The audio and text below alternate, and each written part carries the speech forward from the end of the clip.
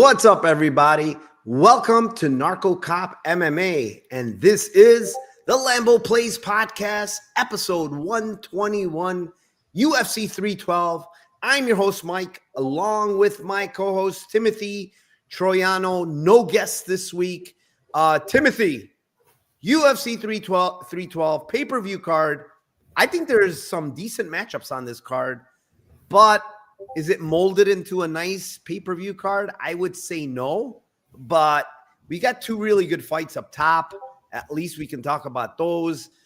We have some other low-level fights on the bottom, but yeah, how do you feel about this UFC 312 card? We did lose one fight. Park against Tumen Dembaral is off. How do you feel about this card? I'm excited for the main and co-main, to be honest. I think that's going to kind of carry the show for me. I think that there's, probably some good violent spots and some exciting, kill spots, smash spots there as well. So, yeah, hopefully there's some violence. Sometimes we get the pay-per-views that just go to decisions all the time. I think that there's some setup spots that could be kills. But, yeah, I'm really, really excited for the co-main, to be honest. I think that's one of the more exciting WMMA fights that I've been anticipating for a while now. Yeah, it should be an exciting fight for sure. Tatiana Suarez, long time coming for her, so she's going to get her title opportunity here. Let me go over to chat and shout out my chat per usual. Elijah Wan is the first one in the house. He says Kobe thickness, round 2, round 3 KO, and sub props are juicy. We will talk about that in a little bit. Mushroom, how are you doing? One more sleep. Let's cash some Lambos. Das Files, one more sleep. It's on 10 a.m. Nice and respectful for a Sunday morning. Yeah, you guys have it good there this time, for sure. Uncle Weezy, my favorite uncle in the house. What is up, my friend? Joel, big payday tomorrow. Let's effing go, my friend. What else do we have here? Chuckles plays. Says, feeling like a lot of subs this card. Huh? Maybe someone agrees with you. Uncle Weezy, nice. I think it hits this week. Let's get, he's talking about his Uncle Weezy's greasy four-legger. He always puts out a greasy four-legger. Wahib, I'm not sure about you guys, but I am here for a Lambo. Let's effing go. That would be unbelievable. Isaiah JC Cruz says, hello all. First time here. I'm a dancer, choreographer, now getting into MMA, and I heard this pod was the best for breaking down fights. I appreciate you and welcome to the show, my friend. Hit the like Lambo sexual, says Jussie Q. Abdi says, you're DA07, the Dutchman. Drevi, what is up, my friend? Thank you for joining. DGen Kid, Jubilee can't afford to lose. I don't know about that. Moicano couldn't afford to lose either. Somehow he did. Felipe, shout out to you, my friend, as well. I appreciate you. Eric is welcoming JC Cruz along the ride. Matt, we just hit on Pedro Dante's pick you gave out on Discord. Hell yeah. The plus 130, 1.5 units. We hit that, of course. Jewish Better, what's up, my friend? Let's cash these tickets. Yes, sir. Kyle Larson, let's get that money. Liam picks fights, one of the guys that's on our show quite often. How are you doing, my friend? Buster Jensen, Jenkins breaks a leg. Come on, we don't want injuries. Come on, let's be nice here. Jaden says, my brother Narco, what is up, my friend? Oh, Dissection, that's you. All right, brother. Nice to see you. Poker Player, what's up? Thank you for joining. Shafiq is always in here. What's up, my man? All right. 148 in here, and let's get that number up. Retweet, do whatever you have to do to get more people in here. Hopefully we hit that. Maybe that lucky 500 mark would be good. All right, let's start out here, Tim. First fight of the night, and it is in the lightweight division. It is the 7-1 Quin Salkilled versus the 7-1 Anshel Jubilee. This week, somehow you didn't get heavyweights. You didn't get WMMA, so you got a lightweight battle here. So give us your thoughts on this first fight of the night. I'm pumped, man. I'm pumped. We don't have the banger WMMA fight or the nauseatingly, disturbingly bad heavyweight fight to start it off. Anshul Jubilee came out his last fight, huge favorite against Mike Breeden, who sucks, and was winning the first 2 rounds. Then Mike Breeden pretended he was a Rottweiler and started barking everywhere, and that apparently triggered some traumatic early experiences for Jubilee, getting eaten or getting bitten as a kid by a Rottweiler or something, because he just started shitting his pants all over the octagon and started panicking, getting hit, and then getting finished in round 3. To me, I feel like, Jubilee's not, I don't think he's like as terrible as everybody's making him out to be. He was winning that fight before he got finished, but Breeden really sucks to me. I'm not saying that I think that, Jubilee is good, but I think that everybody's kind of like putting him on a caliber of like, oh, this guy is just, one of the worst fighters ever. I don't think he's one of the worst fighters ever, but he's close. Salkild on the other side, I think, has some serious grappling upside here. I think that he's got hardware upside, just a guy that's going to fight for your money more than Jubilee will. So I like Salkild to get a sub. It's plus 250, so it's a little bit cheap, but I think it also could happen in round 2 or round 3. Round 2 is 900. Round 3 is plus 1,600. If you want to just go KO 2, KO 3, it's plus 430, plus 700. But I think that he gets him out of there with the sub. His ground game is better. I think that even if it's possible that it could be a front choke on a bad takedown attempt from Jubilee if he goes for them. If Salkild gets on top, I think that it's a situation where he can pass pretty easily. He's got better jiu-jitsu here. So give me the safe play of Salkild sub. Salkild sub 2, sub 3. Yeah. I mean, I'm pretty high on this kid. I know a lot of people, they're not as high, but I'm very high on this Australian kid. I liked what I saw prior to the Dana White's Contender Series. And honestly, in the Dana White's Contender Series, he impressed me not because he was perfect or he did great, or it's because of who he fought. I think Gage Young is a very good prospect himself, has good wrestling, has a lot of power in his hands. I mean, when you watch Gage Young's regional tape, all of his knockouts are like one-hitter quitters, dude. Like, he's hitting people, and they are absolutely going out. And he landed some really, really big shots on Salkild in that fight, and he probably buzzed him or hurt him. But man, Salkild came right back when he did that. There was one particular instance I remember. It was along the cage, and I swear Gage Young landed like a right hand and left hook that landed completely flush on him.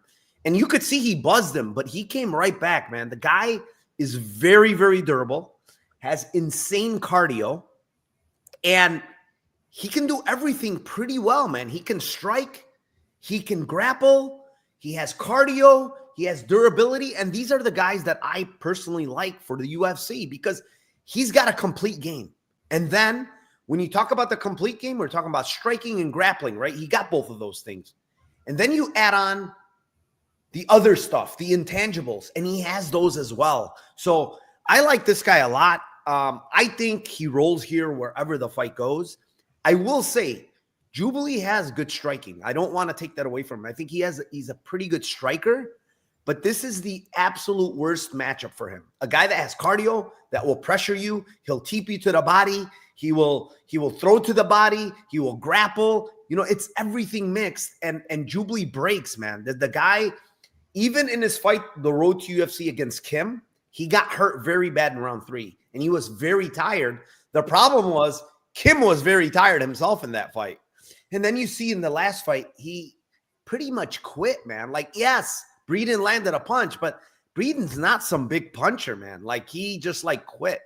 And if you're going to quit against Breeden, where you were kicking his ass basically the first 2 rounds, you're probably going to quit to Salkild because I think he's a lot more dangerous everywhere, So I like your 2-3 sub. I think that it's a 2-3 sub here. I don't think it's round 1 when, Jubilee's kind of fresh and stuff. However, would I be surprised if he KOs Jubilee? No. But I'm going to go with 2-3 sub for my play here. It's plus 550 on FanDuel. Yeah, man, just the better overall fighter, the better cardio, the much better cardio, and the more active fighter too. We didn't even mention that. Like, Jubilee's ever since that loss, he's like disappeared off the planet Earth. And now here he is a year and a half later, and he's fighting, and apparently, I don't know what it was, but he withdrew from that fight against Mahashate. And I want to say was that in China? Pretty sure that was in China, and he withdrew. So I don't know what happened there, but let me make sure where that was. No, actually, he was in the Apex. So I don't know what happened, but he withdrew from that fight. Maybe he got injured. But yeah, let's move on here. Fight number 2. It is in the welterweight division. It is the 10-3 Kevin Jusei versus the 7-1 Jonathan Mikhailov. And I will kick this one off. I give this one out to my Discord, man. And when I looked at this fight, I do think the rightful favorite should be Jusei. Is it a little bit too big here at this, minus 250, minus 260 mark? I would say yes, just because there's really, no grappling upside from Jusei. He's a striker with good judo, right? He's a black belt in judo, a judo background. He's got good calf kicks. He's got decent hands, but he's a little bit of, on the low volume side. He's more of a counter puncher. And then, like, looking at this fight, one of his main weapons we know in almost every fight is that calf kick. And that's kind of taken away here because Mikhailov is a southpaw. He's a long southpaw. And I went back, honestly, throughout Jusei's career, he's never faced a southpaw in his career. This is the first time he will be facing a southpaw, and a guy that's long too. He's big, long, very similar in size to Jusei, who's has good size. And then, when you look at Mikhailov, his striking is not good. And I just don't like his striking. His defense is awful. He gets hurt in a lot of these fights. He dogs it out. Don't get me wrong. He will dog it out. He will try, but he gets hurt. He gets hurt in a lot of fights. He's very green when it comes to the striking. He has decent kicks. I like his kicks. The kicks are not bad, but his striking has a lot to be desired. Like it needs to be worked on. And then when you look at him, how is he winning fights, right, Tim? And it's grappling. Like he will grapple for 3 hard rounds. He will keep coming. He will keep shooting. He doesn't really get discouraged, even if he's, his wrestling is not good, but he finds a way to get these fights to the ground, and he gets reversed in some of these spots, but he reverses back, he's got good jiu-jitsu. It's not bad. It's just positionally, he happens to lose position quite often in these fights. The thing that caught my eye is like, okay, Mikhailov, if he's to win, he needs to grapple, right? His subline is plus 1,300, right? And this guy's a submission guy, guys. Let's not get this twisted. He's a submission guy. And I'm looking at Jusei's subline, and it's like 850. And it just, to me, it doesn't make sense. Like, those should be reversed, honestly. Jusei should be plus 1,300. Mikhailov should be plus 850. And I get that Jusei is the favorite, but one of these guys is a grappler. The other guy isn't really, So 1,300 is an insane number to me. I think it should be way lower. And, I have seen Jusei slow down in fights, man. He slows down, especially versus people that try to grapple him. The 40-year-old guy he was slowing down against, And so sub to me at plus 1,300 is just, it's bananas. It really is. And, if you want to sprinkle sub 2-3, it's 2,300. It's 1,000 more. It's probably up there as one of my favorite plays on this card, to be honest, the submission. Tim? Yeah, I mean, I agree with pretty much everything you said. I think that there's, Mikhailov sub is, in my opinion, I think it's kind of his money line. I don't see him winning a decision here. I don't see him top timing Jusei. I don't see him winning on the feet. Like, I really see that as his path to victory, and they're hanging, you're getting 13-1. So I think that's a great call. I'm going to take a different route. I mean, again, I'm going kind of low here to start. We'll pick them up on the size of some of these bets, but like, I think at way more than a 50% rate, I think the Jusei decision is like plus 165. Like, I think it's way more than a 50% outcome in this fight. Like, I think that he probably just pieces him up, keeps him on the feet. I would go like round 3 to the decision, but it's more like, it's more an attritional situation. Maybe he catches him late. So round 3 is plus 1,200. The points is plus 165. I think the points is going to be something that I probably put, like a unit on, and just like, I just think it's a good bet. Like, I think it's a pretty solid, more than 50% outcome in this fight. Jusei is not easy to take down. Battle wasn't able to get him down. He's got a judo background.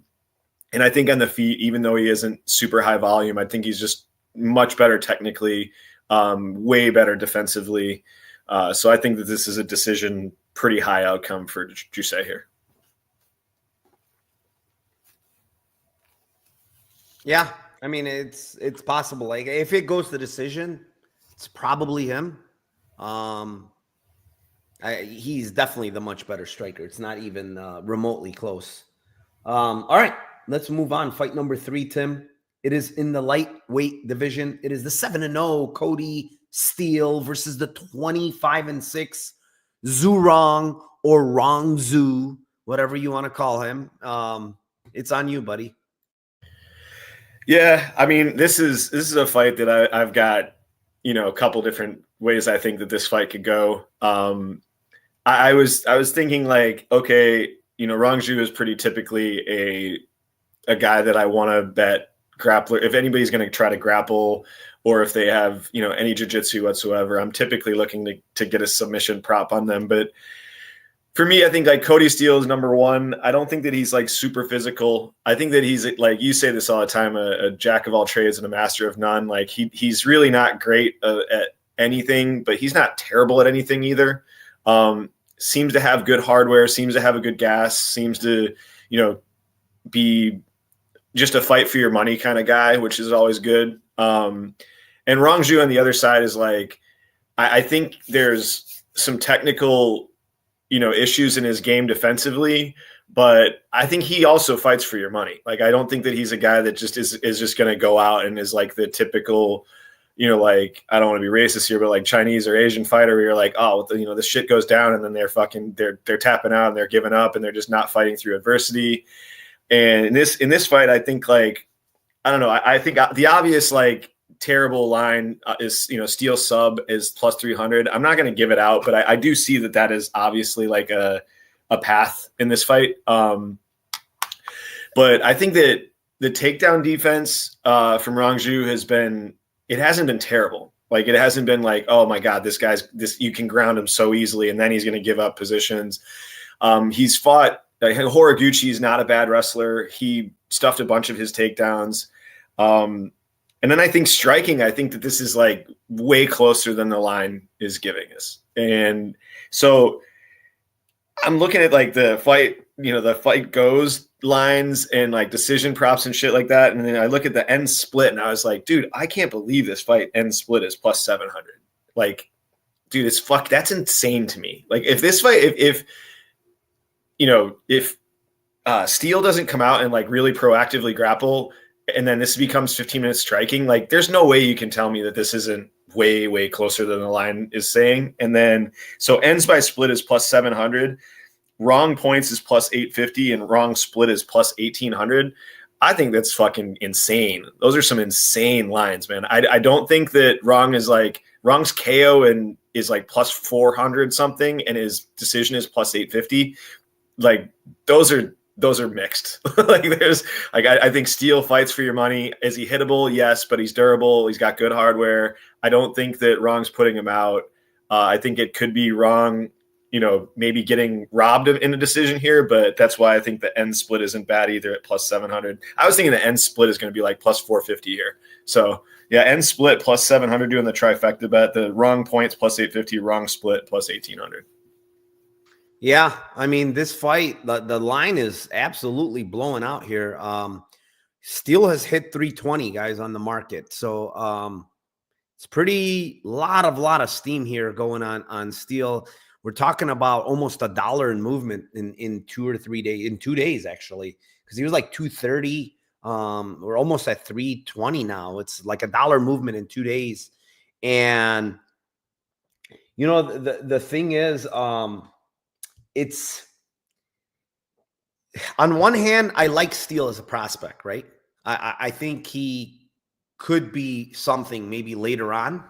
But on the other hand, like his flaws to me are very, very gigantic, right? And what I mean by gigantic is his striking defense. Like he wants to sit down and clip guys and throw big, hard punches on the feet, but he takes a lot of big shots. And you know, you can do that in a regional scene and maybe take shots from those guys, but you know, once you get to the UFC, you can't really take these shots, you know, at 55.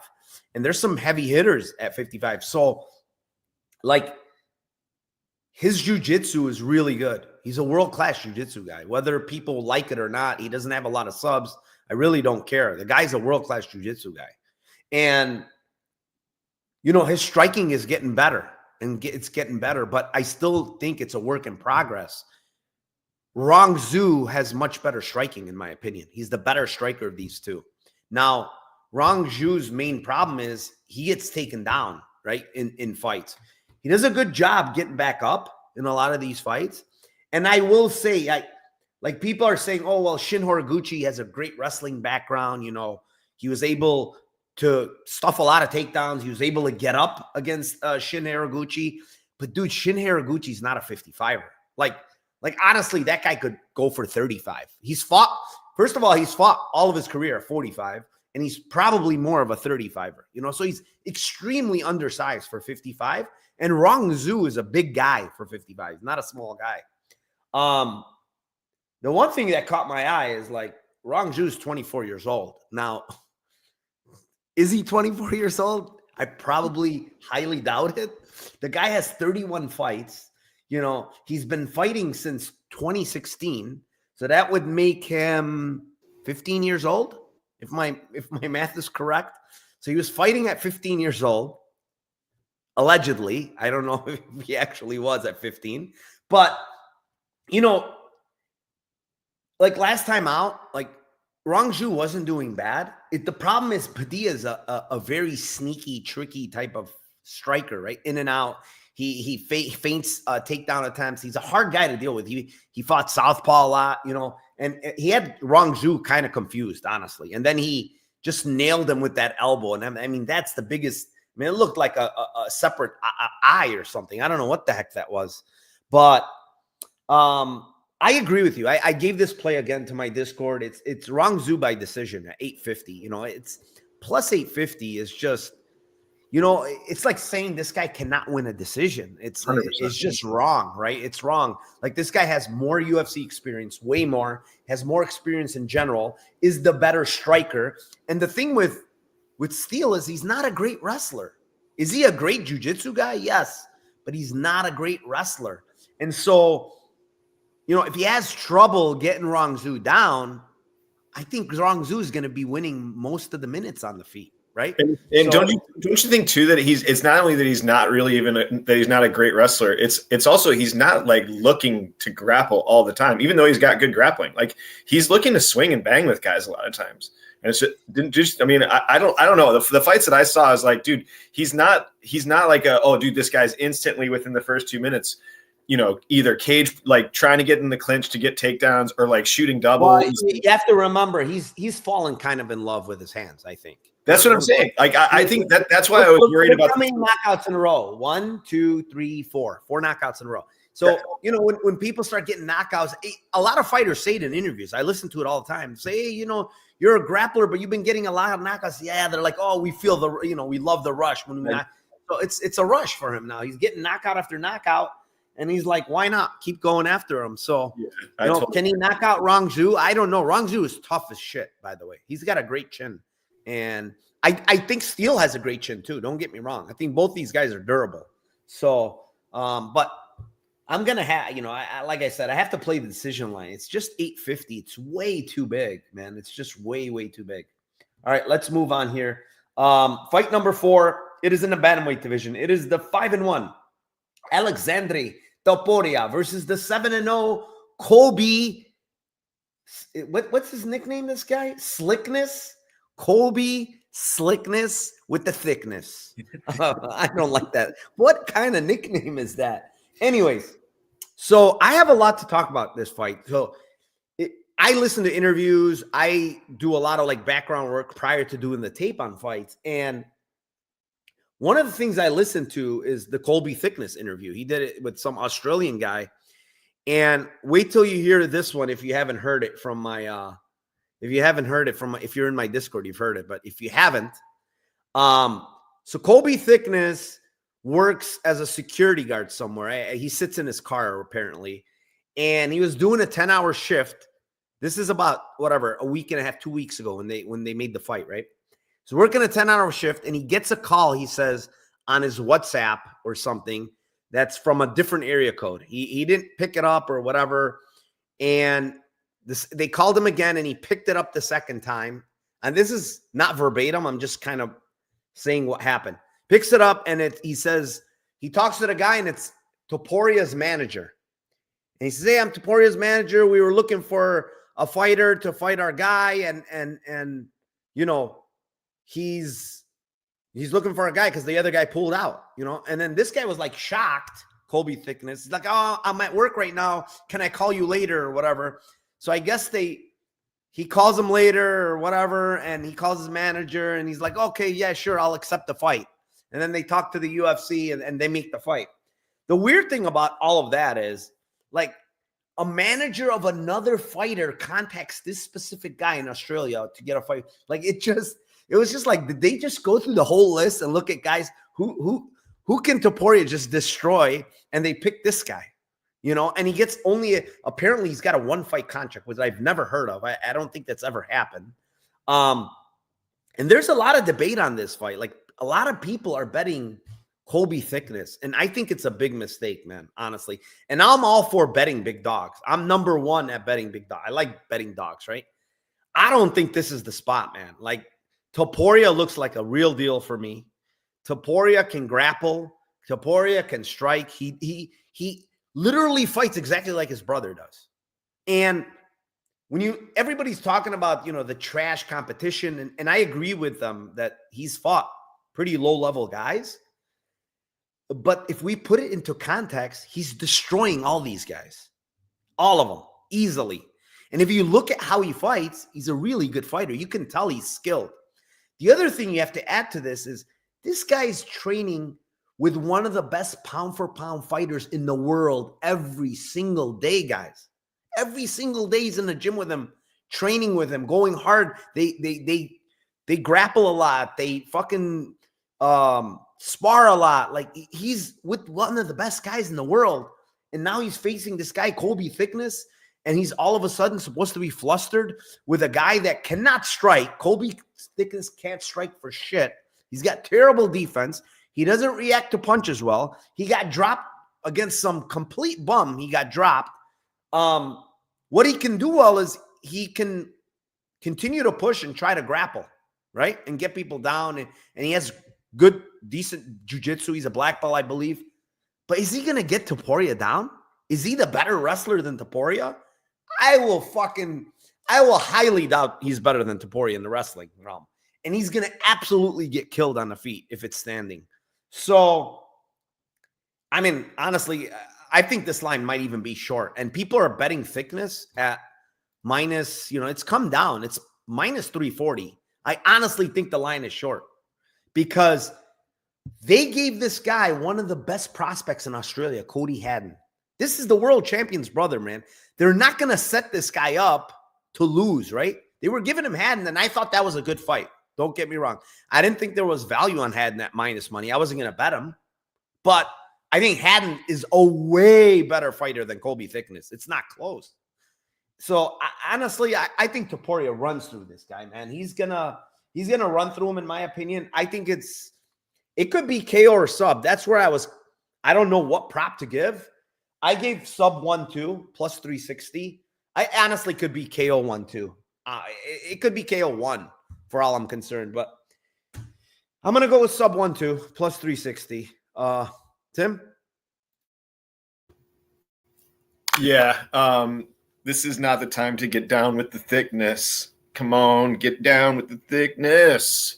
Yeah, no, I'm 100% with you. The red flags of another manager calling you up and being like, hey, we got to fight. Do you want to fight? As opposed to anybody else, like the UFC doing it, like that's hilarious. And then the UFC saying, hey, man, we got this one fight contract for you is the other just gigantic red flag. And then this guy like saying, yeah, just give me the opportunity. Those are just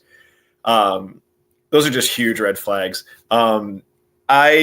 I'm with you, man. I was like, the safe play is round 1, round 2, just 170 plus 410, but I think it's a KO.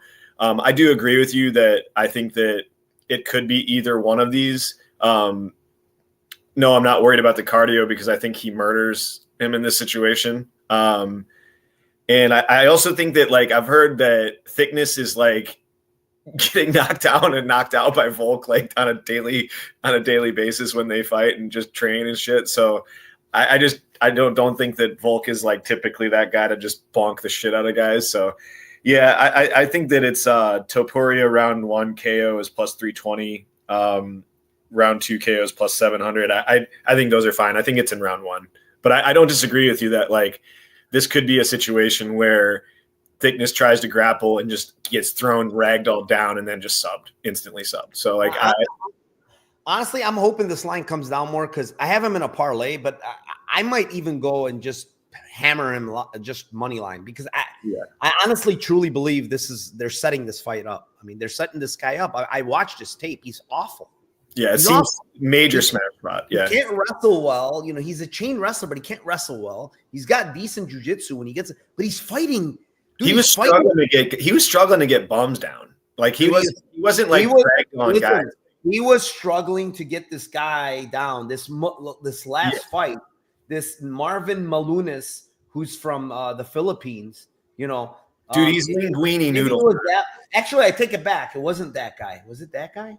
I'm trying to figure out. There's two. It might have been this guy. It might have been this guy. He was struggling to get this guy. He shot like 4 or 5 times, got stuffed, got hit, and I'm like, this guy is from. He's a noodle. He's from Philippines. These guys are all strikers. They're not really. They're very low level, and like, I mean, just these matchups. If you look at all of his matchups, they're just against guys that are not very good, man. They're not very good, and.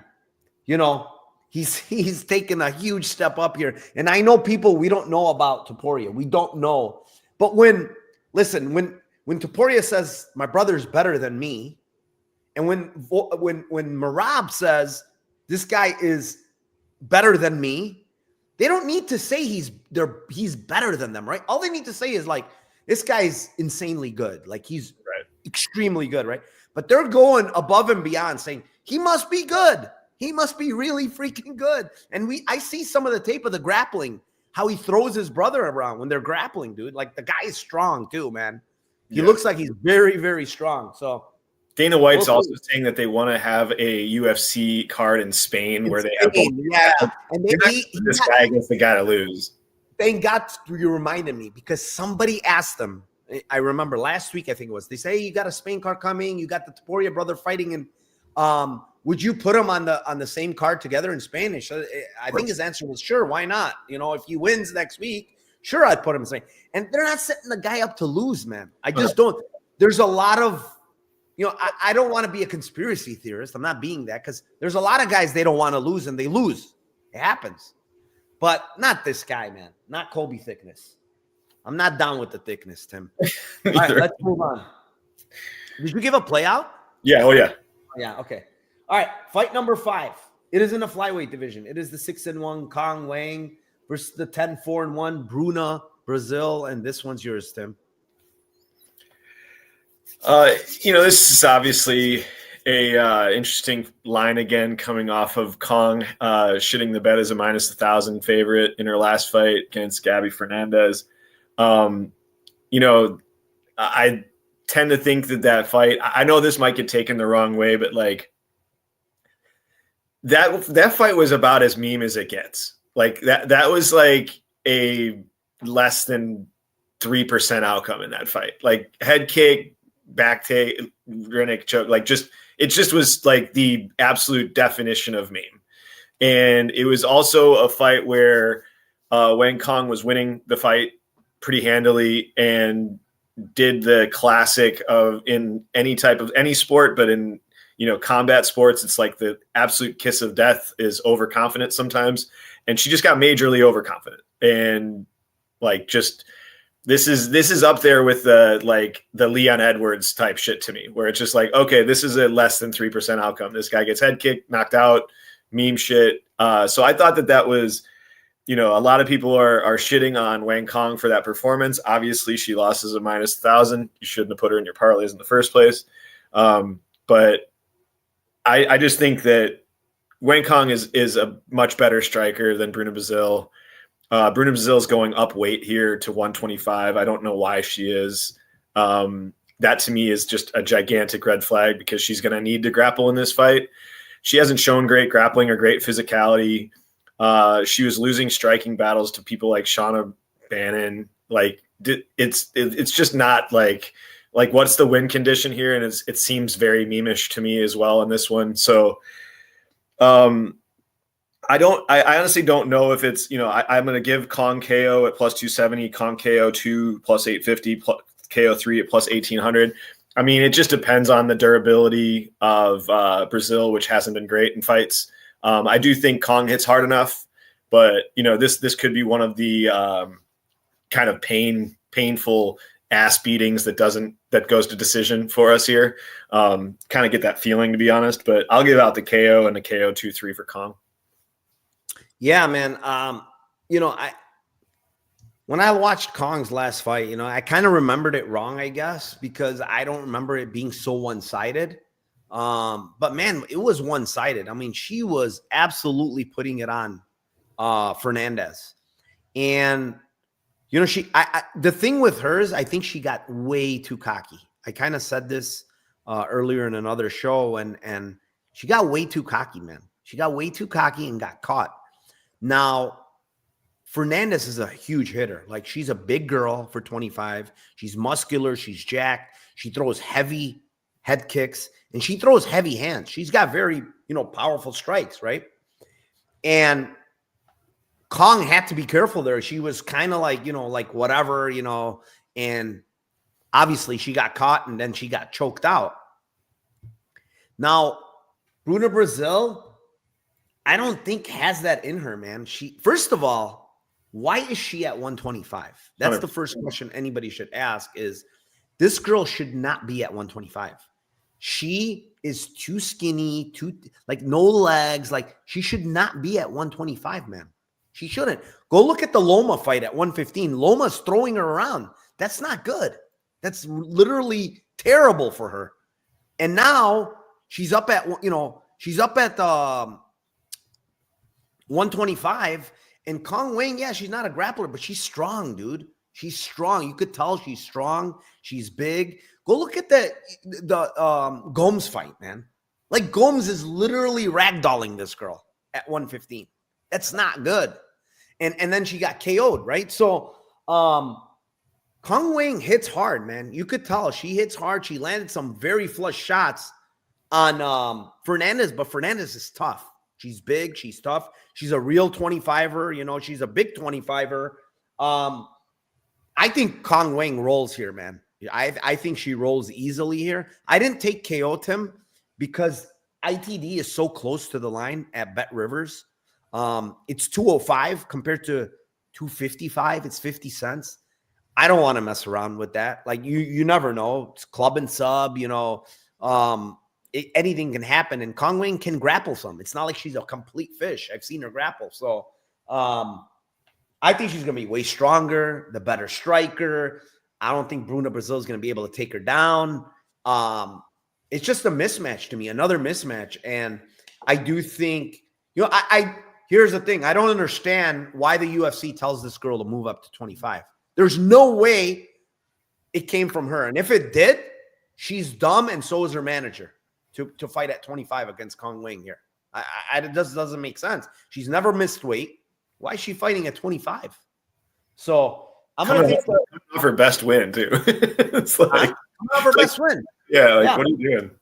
I'm gonna take the ITD here, man. I think Kong Wang is gonna land on her. She's gonna land hard on her, and she's already been KO'd. I consider it twice. The other time was like an injury or something, or she quit or whatever. I mean, technically it's 3 times, but she's been KO'd. You know, in a lot of her losses. So I think she's gonna get KO'd again. And Denise Gomes hits hard, but I'll venture to say that probably Kong Wang hits harder at 25. And, you know, she's moving up. She got knocked out at 15. She's moving up to 25. She's going to get hurt, in my opinion. So, yeah, I'm taking the plus 205 here on Kong Wang.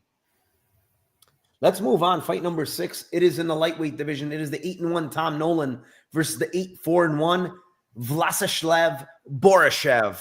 Slava Claus. This is a interesting fight because you got a guy in Tom Nolan that gets dropped and hurt in every fight.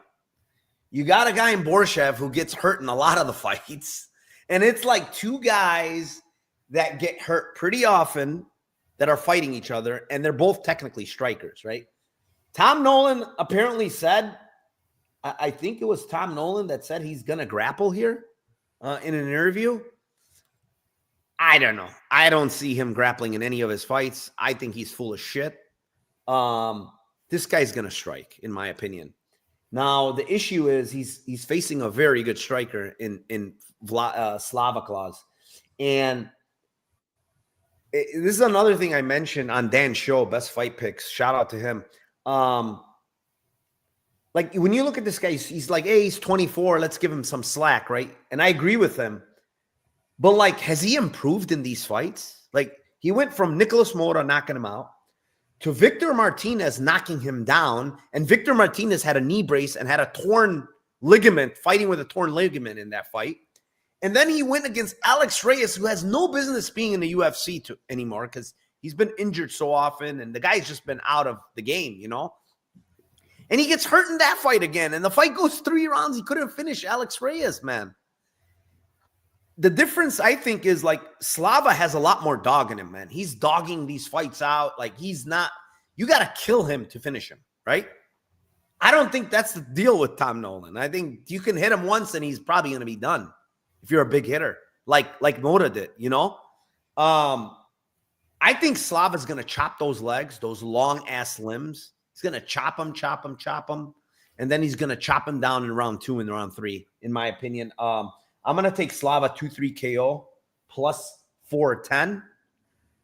I have a sneaky suspicion, Tim. If Nolan wins, it's by decision.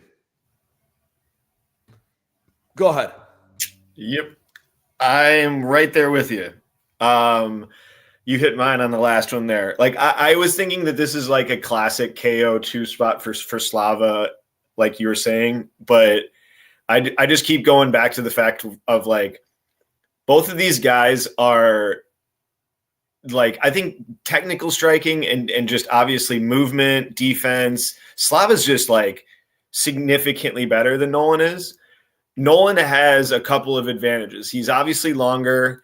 He's younger. He's in his country, so judges and crowd could swing his way if it does go. And I just think that we've seen, like, I agree with you that Slava he's a dog. He has more dog in him, but dude, he's getting hurt in every fight. Like, he's getting fucking hurt in every single fight, even versus like Chase Hooper, he's getting dropped.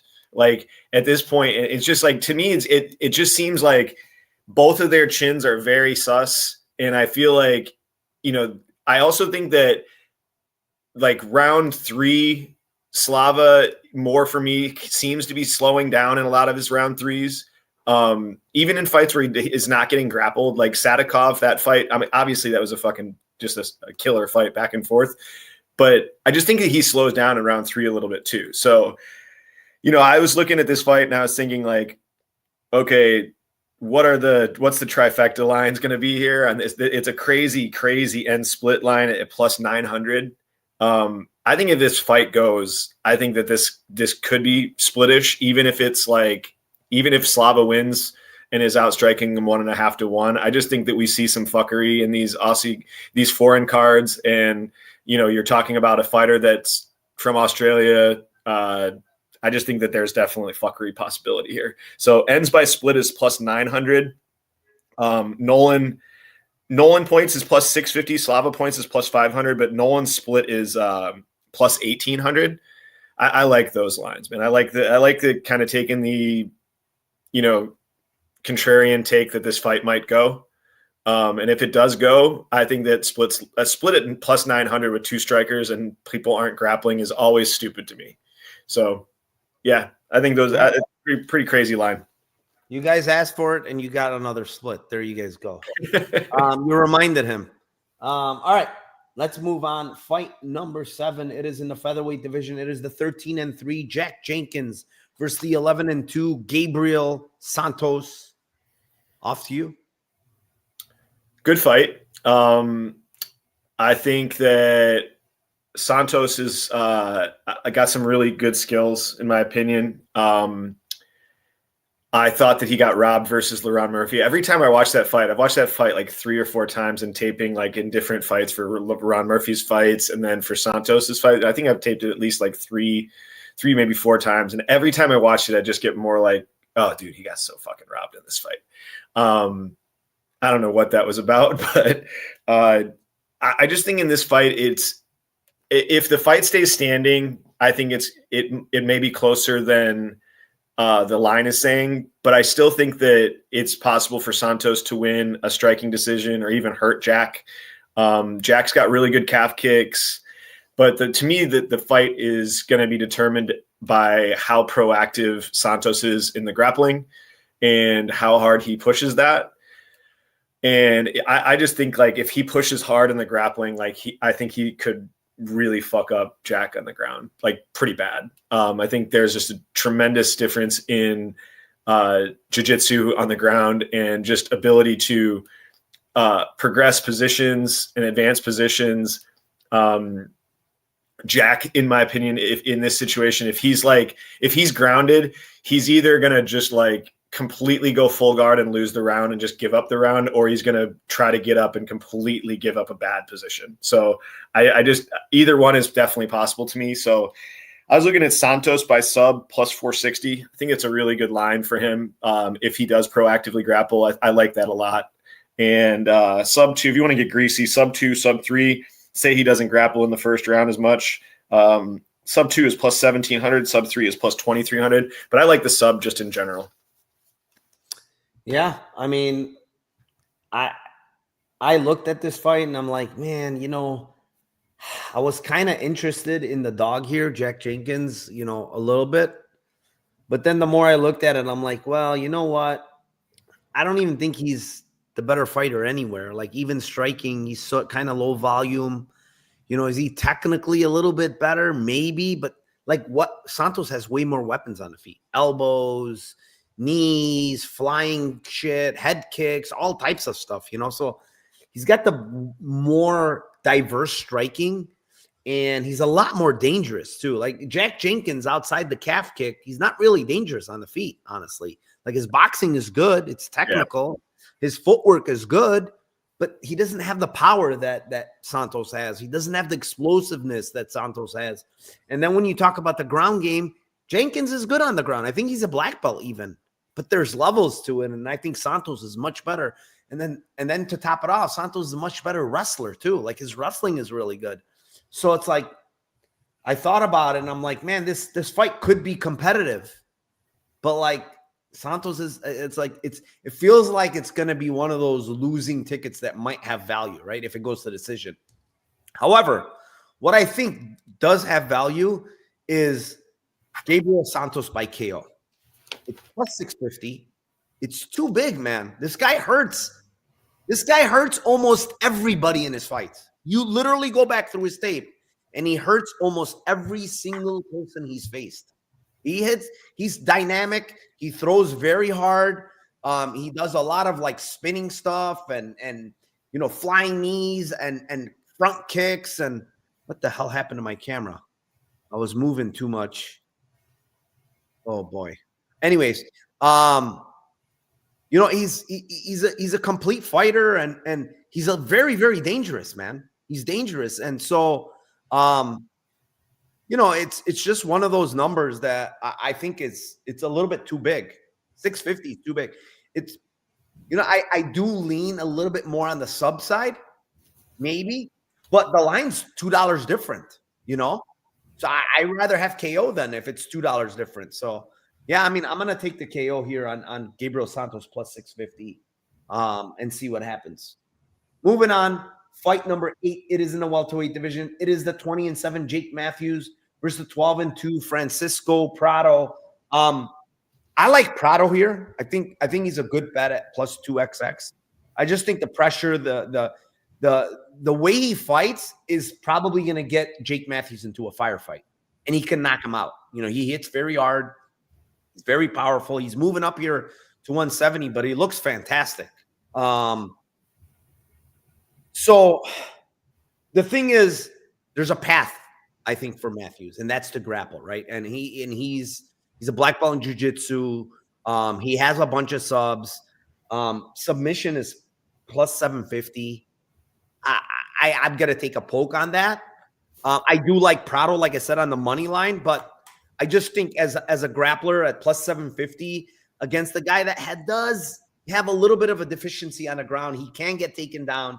We saw that before. We saw it with Malarkey. However, I will say this guy is in much better camps. He's been off for over a year. You're going to see improvements from this 22-year-old guy. 22 years old. You're going to see improvements from this guy. And I wouldn't be shocked if he comes out here and just starches Matthews. Tim? Yeah, dude. I mean, I have 3 on this, but I was just like, do the old like Jake. I said Jake sub. I said N split, Prado points. Like, I just feel like it's one of those fights where Jake to me is a fighter that it's just max pain when you're expecting this guy to fight a smart game plan and do the right thing and look at matchups and be like, this is what I should do. Like, I believe his corner is his dad, and like he was like a kickboxer back in the day, and you could just like you can almost just see it like I'm just gonna make my dad proud and just kickbox when I should fucking grapple in these situations. I don't know what the decision making is with like what drives his decision making in fights, but legit, it's driven me nuts betting this guy in certain fights to where I'm like, oh, just grapple, and he just like maybe goes for one takedown in a fight. So the reason why I obviously like the sub for multiple reasons. Jamie Malarkey really made it look easy getting him down. And I feel like going up to 170 from 155 is like one of the hardest weights to go up. You're going up 15 instead of 10. And these guys are just, it's like, if Jamie Malarkey's getting you down that easily at 155, like 170, I'm not saying like Matthews has fought at 155 as well, but he just seems like a much bigger dude. And I do see the grappling side as well. So yeah, I agree with you. I love the sub as well for Matthews. I just don't know that he's going to grapple. If he does, then I think it's going to look like a great line. But I think the Prado by split at 16-1 and Prado by point plus 600 isn't bad. I think that, like you said, I mean, it just could be scrappy where these guys are it could just be an absolute war. And if that happens, it's not like I see like Matthews just killing him on the feet. I think Prado's very hittable, very durable. I think Matthews is very hittable, not necessarily as durable, but he fights for your money. So I think this could be a nasty war that goes split as well here. So, but I'm with you on this. The sub for Matthews too is just, it seems like a great line, and I'm probably going to waste a little bit of money on it and then be yelling at the TV like, "What the hell are you doing again?" Yeah, I mean, he doesn't fight smart, man. Like. And one more thing I'm going to point out, like everybody that's pressured this guy, he gets pressured back to the cage and just starts swinging, man. And like Darius Flowers, like in the first round, was very close to landing big shots. Like he missed all of them, but like you could see him backing up, and Semmelsberger obviously dropped him multiple times. He was almost out of there in round 1. Like, Fialio hurt him at the end of round 1. Like, It's just happening over and over and over again. And I kind of feel like he's fallen in love with striking too, man. For sure. Like he just has, and he's at Bang Tao, I think, they have good wrestling there, but all I see him is doing striking. So I don't know. That Semmelsberger fight made so many people lose so much money on Semmelsberger in the future because they thought that he fought completely at his ceiling in that fight, and Matthews was a pretty reputable fighter at that point and then lost. And I just think that it's been like you got some good lines on Matthews after that, and you got trapped by Semmelsberger after that as well. Yeah. All right, let's move on here. Fight number 9. It is in the light heavyweight division. It is the 12-4-1 Jimmy Crout versus the 12-2 Rodolfo Bolato. Tim, what do you got here for the light heavyweights? Man, we need to put 1-800-GAMBLER on the bottom of the screen on this one because this is by definition a 1-800-GAMBLER fight. That being said, I mean, first of all, did you see the haircut on Jimmy Crout? He went back to full mullet again. That's I don't know what to think, but I think that's probably minus EV just on a decision-making standpoint. But so I don't know. There's red flags on both these guys. Obviously, that's why I said it's 1-800-GAMBLER type fight. But if you're just looking like skill set, abilities, in the ring and like level of competition, all these different things, Crout's a better fighter than Bolato is. Like, I just think he's better, has better skills pretty much everywhere. Now, where he's not better is he retired after his last fight at pretty young. Just don't know where he's at mentally in a lot of these situations.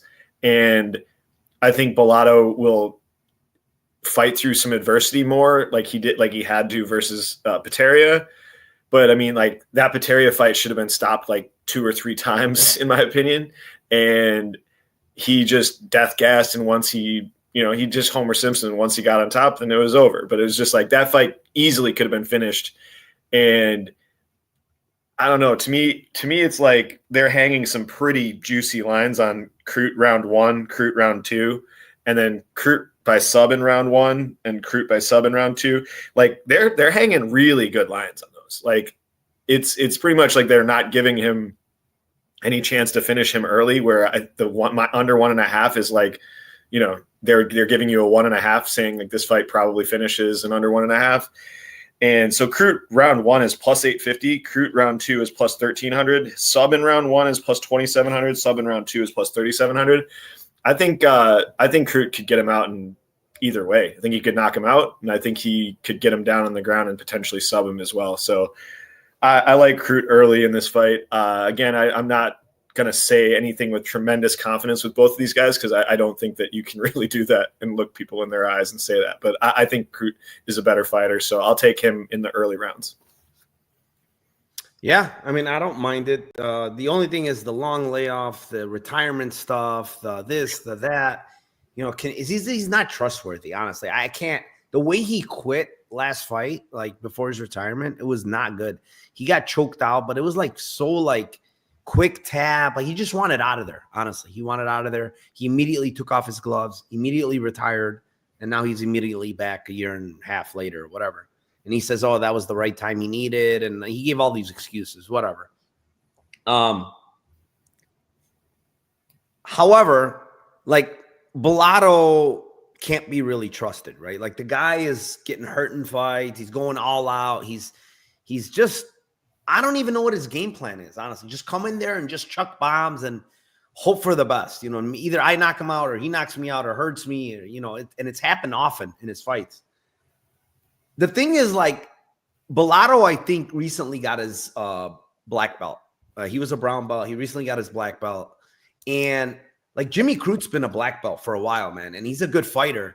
And his sub is 1,300, dude. Like if there's grappling involved, I'm going to give Crout some decent equity for a sub, right? And it's 13-1 on him. Like, I mean, I get that he's been subbed and Bolato's never been subbed, right? That's understandable when you look at and you break down, like, he's 4-2 to the sub while Bolato is, 4-0 to the sub.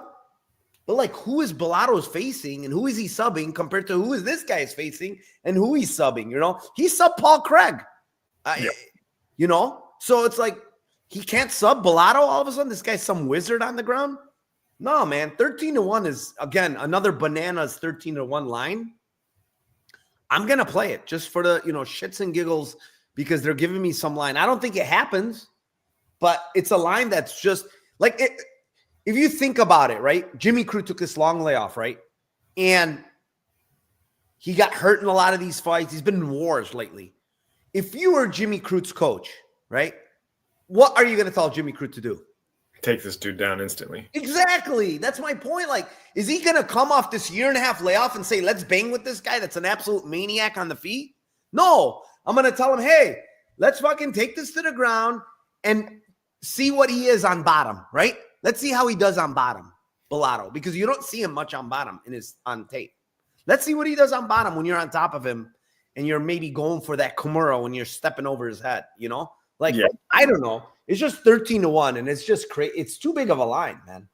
And to me, in my head, if there's anything that he's going to do, it's got to be grappling. If he's not grappling, it's just idiotic. Yep. All right. Let's move on. Fight number 10. It is in the heavyweight division. It is the 7-0 Taliesin Teixeira versus the 7-4 Justin Tafa. I will kick this one off. Teixeira, I don't like his striking defense. His chin's in the air. He gets hit a lot. He got clipped on Dana White's Contender Series. But he's very long, man. He's very, very, very long. And I watched his kickboxing fight. Like, he's been 3 rounds. The guy can go 3 rounds. It's 3-minute rounds. It's a kickboxing match, but he took some big shots against that guy. You could see he has a good chin. I'm almost certain he has a good chin. And I think his cardio looks okay. It's not bad. And the thing is, Tim, is he's so damn long, bro. He's so damn long. He can teep. He can do all this stuff with his kicks, and he could stay at range. And does he always do it at range? No. He gets in the pocket sometimes. He gets excited, and he gets into the pocket in a firefight, which it could end up he gets KO'd, honestly, because Tafa hits very hard. But I also think he can wear on Tafa and KO Tafa later. I mean, Tafa doesn't have the best cardio, And the other thing you need to look at is Teixeira's only 24. He's a very young guy, 25, sorry. He's a young guy. And Tafa, he's not old. He's only 31, but he's definitely the guy that's a little bit more out of shape. He's at the exact limit. He's at 266. He's probably cutting a shit ton of weight every fight, and I just feel like Teixeira might hurt him here later and maybe get him out of there. Maybe it might be a body thing. It might be a teep to the body, something like that with those long legs. The only thing that scares me is I hope it's not like a club and sub, dude. That would be a disaster for me. I do. But I'm going to go with 2-3 KO on Taliesin Teixeira at 440. I've heard a lot of people playing sub on this guy, and they say he's a black belt. I also heard his brother gave him the black belt, so I don't know how fucking real that is. But yeah, I'm going to take KO 2-3 at plus 440 here. You? Yeah, we're on similar paths. Like I like Tex round 2, round 3, plus 500, plus 1600, and then small sprinkles on sub 2, sub 3, plus 3900, plus 6500. For the exact same reasons of what you're saying. Like, I just think it could be a situation where, like, if we never know if these guys are fucking smart, but like, if he's smart or if he's coached well and they plan well, it should just be like, dude, stay at range for the first 5 minutes. This Tafa is going to fucking gas. He's got 5 minutes to knock you out. He's going to want you to come into range and blast with him. Dude, stay at range. Maybe even cage push a little bit on him and lean on him a little bit, tire him out. And then as he gets tired, he's going to slow down. He's going to lose a little bit of his power. And then you're going to have your chances in the second round. If he even goes for takedowns, like if he goes, like, this is a situation like you're saying, we really don't know what this guy's grappling is like. And if it is like complete fake black belt that he got at Walmart or something like that, but like, does it really matter against Tafa? Like, if you do get this guy down, like, he's just too fucking fat. Like, he's going to turtle and he's not going to be able to get up. There's just no way that if this guy gets on top of him, that he's not going to fuck him up on the ground. I thought Carl Williams had he's just a terrible finisher, obviously, but he had so many opportunities to fucking kill that guy in that fight. And I just think that, like you're saying, like round 2, round 3, if he either could hurt him on the feet and finish him that way, and then I feel like if he gets on top of him, I just don't think this is going to be a Carl Williams part 2. Like I think this is, if he gets on top, he's going to be raining shots and potentially maybe even getting a sub. Yeah. I mean, I don't know. I honestly don't hate Tafa. I think he has a good chance possibly to KO this guy, because this guy is very defensively irresponsible. He's shown a great chin. He has shown a great chin, but again, against 2, not a big hitter like Tafa. So, all right. We hate Junior Tafa more than we hate Justin Tafa. Yeah. Let's move on. Fight number 11, co-main event, and it is for the strawweight title. It is the 25-3 champion Weili Zhang versus the 10-0 challenger Tatiana Suarez, and this one's yours, Tim. Man, this is the fight of the night for me. I'm super, super stoked about this fight. Title fight, Suarez coming in. You get situation. How often are we getting these situations where the champ is plus money? Obviously, this is a situation where it's about as binary of a fight as you can come up with. Like, this is, if you look up binary in the dictionary, it'll show you a picture of these two facing off. I was going like back and forth on this one, because it's not that it's obviously binary, so you can go back and you can see everybody's paths. But the other reason why I was thinking that this is a really interesting kind of like back and forth style fight is, it's so hard to grapple as hard as Tatiana's going to need to grapple for 5 rounds. And we haven't seen it, so to me, it's like, if anybody's on like the late KOs for Weili, or the betting Weili live after like 2.5 or going into 3, and she's like a plus 400, plus 500 situation, like I completely get that. Like I would think that like betting Weili live is probably better than betting her pre-flop in this situation.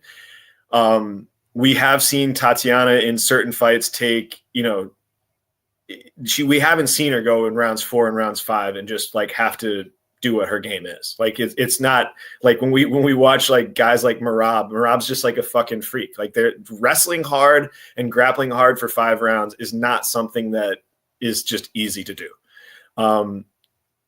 That being said, like, I think Weili has shown when she gets taken down in certain fights that her jiu-jitsu is like getting better, but she makes a lot of mistakes and she gets away with just pure physicality in those mistakes. Like, she doesn't really, it's not technical. Like, her getting taken down by Xiaonan was a huge red flag to me in this fight, especially early. Her getting taken down by Rose twice in round 5 and losing the fight because she got taken down late in that fight was, again, very red flaggish to me in this fight. I think it's Tatiana early, and I think it's Weili late. So if you like either one of those, if you like those lines, I was writing them all down. But I think my play would be sub for Suarez, sub 2, sub 3. Sub is plus 250, sub 2 is plus 1,200, sub 3 is plus 1,600. But like, you're looking at Weili in 3, 4, 5 at 17, 24, and 29 to 1. Like, I think that those are all like, I think I might put small sprinkles on them and just hope that somebody dies between, from 2 to 5. But yeah, I'm interested to hear what you have to say on this one, because I love this fight so much. I can't wait to watch this fight. Yeah, it's an interesting fight. Like, Suarez being off for so long is not, she's not fighting a lot, is not good. She had a torn MCL. That's why the last fight, not the last fight, but 2 fights ago, that's why she didn't make it to the cage. A torn MCL or whatever it was. Sorry, not ACL. Did I say ACL? It was an MCL. And she had surgery on that. And, now she's coming back. And this is the thing. It's kind of like a weird, like, they made the number 1 title fight or number 1 contender fight against Jandiroba, right? And that was scheduled to go off December 7th, right?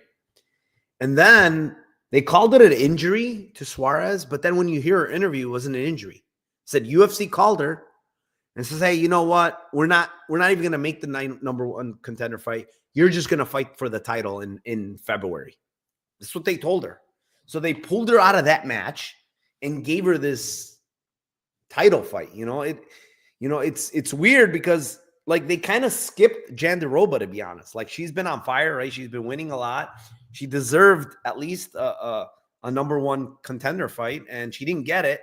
And they just gave it to Suarez, And so now, she's fighting in this fight, and she hasn't fought in a year and a half. And last time was against Andrade, and the one before that was against De La Rosa, and she didn't look great there. Up a weight class at 25, she did not look great. But you got to cut her some slack, man. Like at 25 against another good grappler, and off of a huge layoff, very, very big layoff. It is what it is, right? She faces a girl in Weili Zhang who's obviously the champion, that's very athletic, that's strong, that can strike, she could do all those things. But the equalizer is obviously the grappling, right? Like, even though you think she's not up to par like she used to be, she's still getting everybody down. Like, I don't think there's a single girl that she's faced that she hasn't taken down. And we're talking about elite grapplers, Esparza, 9 fucking takedowns against Carla Esparza, who's a very good wrestler. Man, she was the best wrestler. She was the best wrestler by far in that division for a long time. And he mauled her. Like 9 takedowns to nothing. Like absolutely mauled her. Easily out-grappled and disposed of Alexa Grasso. And I know it's 7 years ago. And you have to look at that too. Like, okay, is this the same fighter that's fighting today? Probably not. Let's be honest with ourselves. I don't think it's the same fighter because 7-year gap, all these injuries, there's no way it's the same that when she was, 25, 26, whatever it was back then, right? It's not the same fighter. But at 34, right? Is she going to lose? Or is she going to forget or not know how to wrestle anymore? Like, no. Like, it's still something she's done since she was, 5 or whatever age she was. She was very young. She's been wrestling and grappling all her life. There's no way that she's going to lose that. Like, she's going to know how to wrestle. And unless Weili, like, knocks her out pretty early and hurts her or whatever, I think she's going to get Weili down. Like, she is going to get Weili down because other people have gotten that are a lot less wrestlers than Suarez have gotten her down, right? Does she get back up? Yeah, I disagree with a lot of people saying like she's a fish off her back. No, I don't think so. I think Weili knows what the hell she's doing on the ground. But, and this is a big but, she's never faced a grappler like this either. Like a girl that's just high level in wrestling and jiu-jitsu. Who do you think wins the physicality battle? And that's the thing, right? That's the thing. And it's probably, if I had to guess, it's probably Zang, right? Physicality wise, just because of her physique and what she looks like, I'm going to give it to her.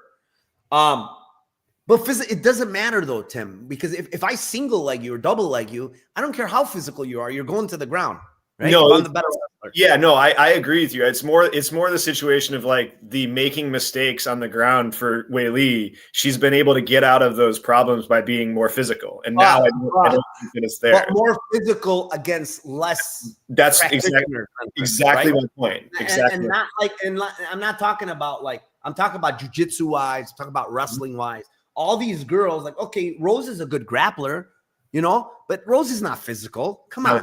It's not physical at all. Her jiu-jitsu is good, don't get me wrong. But again, it's not as good as Suarez. Her wrestling is not as good as Suarez. Even now at 34, Suarez is still the better wrestler and grappler. You remember the live lines we were getting on Weili versus Jan after Jan took her down? Like, it's just like, it's the same shit. It's just like, there's no way that you can tell me that Jan, Xiaonan, and Rose are like, even in the same galaxy, grapplers or physicality as Tatiana Suarez. Like there's galactic difference. That's the issue. And I think personally, my opinion, if you want to bet Zang, don't fucking bet her pre-flop, man. Wait live.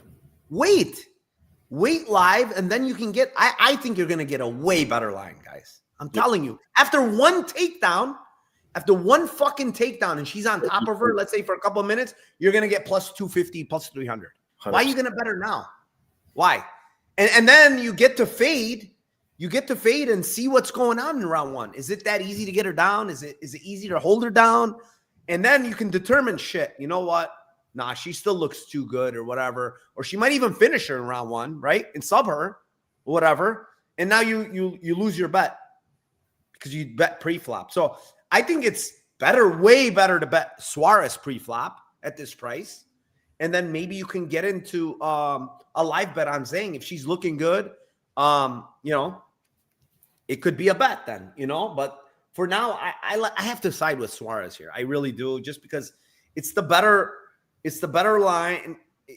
It's the better fighter that I'm gonna get early in the fight. Like, I just think she's gonna be more front loaded in this fight, right? And I think maybe the back end of the fight it could be Zang, right? By the way, I don't think her cardio is bad. I watched that third round against Nunes. I don't think she was still bouncing around, still moving. I think she's a top-tier athlete, man. She's not going to be gassed in this fight. I doubt it. I'll be surprised, honestly. She might tire in 5 or something, but I don't think she's going to gas hard. I was so torn on this because I wanted to play Suarez like a ground and pound KO. I could see it. But then again, Weili's so tough. She's so tough. She's going to squirm out. Sub is like, everybody's on sub. And I just kind of feel like I'm going to go with decision, dude, on Suarez at plus 400. It's two top-tier athletes, very good. I always say this, when there's two high-level fighters, it goes to decision more often than not. For sure. Whether it's boxing, whether it's MMA, it goes to decision so often, And in a women's fight, too, at 115, I'm going to take Suarez by decision, hoping she's going to bank some of these early rounds. And, maybe even bank later rounds. I mean, it could be one takedown in the round. I don't know. But plus 400, Suarez by decision. It's not the best line. I really don't like anything on this fight, to be honest, from a prop perspective. I don't like anything. Tim? Yeah, no, I gave mine earlier. I think, I think it's the fight could go so many different ways. It's really hard to determine. Yeah. All right. Before I move on to the main event, 506 people. We hit the 500 mark. Appreciate you guys. Hit the like down below. Subscribe to the channel if you haven't. We appreciate each and every one of you. Thank you very much. One more thing, actually. If you go down to the comments, not the comments, but the summary in this video down below, you will see a link there that is with OddsShopper. And that link right there, if you click it, it will go to an OddsShopper screen where you can, if you don't have accounts on these specific sports books, there's some like huge offers. Like on Caesars, they give you $1,059 in a free bet if you don't hit it, and MGM, and so it depends by state. You have to put your state. But what happens is if you deposit on any one of those books that you click on your state and you deposit through that link, you will get a free month of my Discord, of my plays, just because you deposited $5 or whatever it is. Link is down below. I mean, you get a lot of freebies on those links. So check it out. You get a free month as well, just as a freebie from OddsShopper. So that's cool of them. But you also get those free rolls or whatever. There's $1,000 on BetMGM or something, and it's Super Bowl time. So click that link. It's down below. Also, my actual Discord and my plays are down below. $25 a month if you want to click that. I'll appreciate it if you help out and come in the Discord. And I mean, we've been cashing a lot, so a lot of live plays. Yeah, sorry to interrupt. Yeah, I mean, guys, like, I'm not just saying this because Narco's my dude, but like, dude, this fucking Discord cashes in all the time. It cashes in so many different sports. It cashes live. It's just there's so many fucking opportunities for you to make money in there, and it costs $25 a month. You literally, honestly, people are paying for their fucking year in like 2 weeks in this fucking thing, sometimes 1 week. So it's just a absolute must if you like money. I always say in my posts on X, like, if you like money, you know, you should show up if you like money. And if you don't like money, you should. It helps. Like, just sign up, guys. $25 is fucking nothing. And Narco busts his ass. He was in there for fucking like 15 hours last week on boxing. We cashed. Last week we had a 15-hour live stream on my Discord, dude, with UFC boxing. We cashed so many live bets on boxing too. It's crazy. We do a lot of boxing in there. So I have some really actually sharp boxing capper in there. I mean, really, really good. He's really, really good at boxing. And get in there. Yeah, I'm not saying it. I'm just trying to obviously plug my dude, but we probably have. Honestly, I have not. This is not even. I'm not even kidding about this. Probably one of the best WNBA guys out there. Like when the WNBA season comes, he's insanely good at WNBA. Sharp dudes and everything. I mean, it's all right. Enough of that. I don't want to bore the people. Let's move on. It's the main event of the night, Tim, and it is in the middleweight division. It is the 22-2 champion, Dricus du Plessis, versus the 29-6 challenger, Sean Strickland, in the rematch. And you know what? I don't like anything in this fight. I literally don't like anything as far as props, dude. I don't. I'm gonna give out what I think happens. It's a used fucking Beetle or whatever you want to call it. It's a used something. It might even be a bicycle at this point, Tim. I went down that low. It might be a high-end bike, though, not like a low-end bike. Yeah. It's DDP by decision, man. It's plus 160. It's just Sean is defensively responsible. You know, the guy is not going to get into a slugging match. Yes, you can take him down, but again, he's solid on the ground, man. He's not like, you know, people keep referring to how, you know, DDP took down Izzy, he choked him out, but Sean is way better on the ground than Izzy, right? Sean he's at, I think at minimum a brown belt down there. Maybe he's black, I don't know, but he knows what he's doing on the ground. He's not just going to let you choke him out from behind. So, I just feel like watching the last fight, you know, no two fights are the same, obviously, but even when I watch it, man, it's like Sean Strickland cannot be on the back foot. I said this in my Discord. Sean Strickland is not a back foot fighter. He's terrible at being a back foot fighter. Go watch the Cannonier fight. He lost because he was a back foot fighter. Go watch the last DDP fight. He lost because he was a back foot fighter. The round that he did really good in was round 1, and he was on the front foot. And then round 5, when he held his ground and started trading with DDP in the middle of the cage. Outside of that, round 3, 4, or 5, he was getting backed up the whole time. And DDP was just going off on him, you know? And the issue is, like, DDP is going to constantly be on the front foot, man. It's hard. I don't see this guy on the back foot much. That's the problem. And if Sean can do it, honestly, if I see that he's on the front foot in round 2, let's say, for 2 rounds, I'm going to probably click him live. I have to. Because then I see that's how he's going to win. That's just how I think Sean wins. But if he's on the back foot, he's just not the same fighter, man. Paulo Costa, when he was backing him up, Sean wasn't doing good. But the minute Sean was on the front foot, he was tearing him up.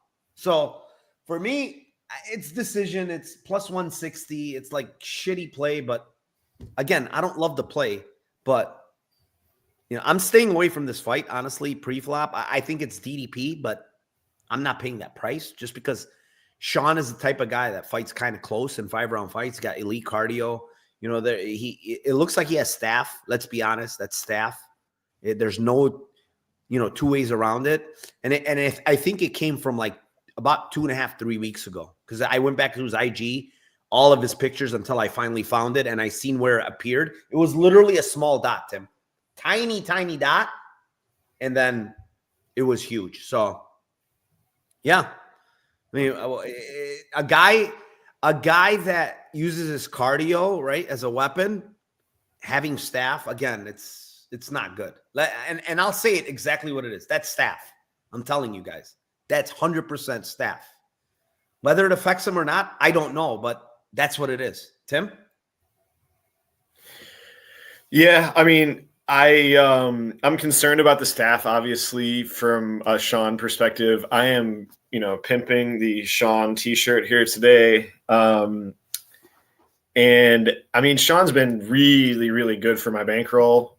Generally, I've cashed a shit ton on him. And I'm not talking like personality wise or personally that he's my dude. I tend to like him as a fighter because you know what you're going to get from him. And I always like betting on that. So for me, I think that this fight is, watching back the first fight, I didn't claim robbery, but I definitely thought that Sean won the first fight. And watching it back, I thought it was close, but I still think he won 3 of the rounds. And the problem with Sean, like you're saying, is even when he's on the back foot and he still is connecting more often than other guys are, he's not getting outstruck by hardly anybody. Like he's almost 1.25 to 1, 1.5 to 1 on strikes versus almost everybody. But he's going to split decision against everybody. So it's like, that's what you're saying. Like the optics on him kind of pumping out like not meaningless strikes, but just like non-damaging strikes for volume and very little opportunity for grappling. Like he has taken guys down before, but he just doesn't do it. So it's not something that we think in this fight it's not something that I think in this fight is going to happen, that he's going to take down DDP. But I just think that this fight is going to be very similar to the last one. And I know that it's usually no 2 fights are the same. And usually when I say that, they completely aren't. But this fight, I just think that it's going to be very similar to the first one. And I think that the judges are going to come into play again in this fight. I think if they wanted one of these fighters to win, it's probably going to be DDP so that they can face him against Kazmat. And we'll see a more entertaining kind of violence battle there. But to me, it's like, what is Sean's win condition? And I think his win condition is a split decision, and they're hanging 9 to 1 on Sean by split. I think that's fucking good, to be honest. I mean, like, I think that is legit his money line. Like, I think like a close decision here is his money line, and he needs to. So ends by split is plus 350, which isn't terrible, but split decision at plus 900 for Sean for me is like, I'm gonna definitely waste $100 on that just because why not? Yeah. I mean, you're right. I mean, he's how is he going to win? He's going to knock out DDP. I doubt it. He's not knocking out DDP. He's not subbing DDP. And when you look at it, it's probably a close decision. Yeah. Sometimes it could be unanimous. I don't see him like, honestly, I don't see a world where he wins like 4 to 1. Right. If he wins unanimous, it's all 3 judges, 3 to 2. Yep. Right. Or like you said, split, Yeah. But it's just one of those things where all the big moments I feel like are going to be DDP. For sure. Right.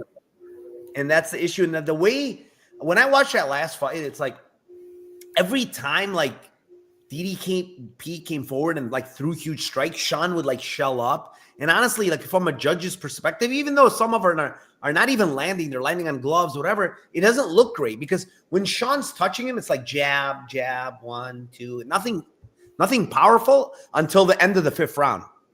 Fucking Sean's like, fuck this. I'm going to sit and trade. And he started trading. And I think that won him the round actually in round 5. I honestly wonder if he's like, you know what, screw it. I can't back up to this guy. Because if I back up, he's going to tear me apart. Right? Maybe he just says fuck it. Yeah, be interesting. Let me try to knock you out or you knock me out. I don't know. That could be where the fight is nothing like the first. It's only something to think about in the sense that he did it at the end of round 5. Whether that was because the fight was over or not, or maybe he's like, man, I'm not weighing his decision unless I make. Well, no, maybe his team goes back and says, damn, look at what happened in round 5. You held your ground. You struck with him and you landed some big shots and he respected you a bit more.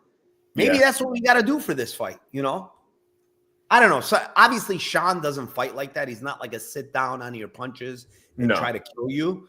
But I mean, how else are you going to win this fight on their back foot? Is not going to work, dude. It really isn't. I don't think so. Not against this type of guy. All right, Tim. We went through all 540 viewers. Thank you very, very much. You guys make this channel, honestly, great. I got the best chat. I mean, people are just awesome. No one's in, jerks in here. Everybody's really polite. They chat in there like crazy. They give out their plays. So it's awesome. Tim, Lambo parlays, please, says Mushroom. I will give my parlay out. It's a 3-legger. And this one, guys, is hitting this week. I'm telling you guys. I'm letting you know from now, it's hitting. So whether you want to play it or not, it's up to you guys. But I saw a dream last night. This Lambo is hitting. It is Sal killed rounds 2 and 3. Okay? It is Teixeira round 2 and 3. And it is Kong Wang ITD.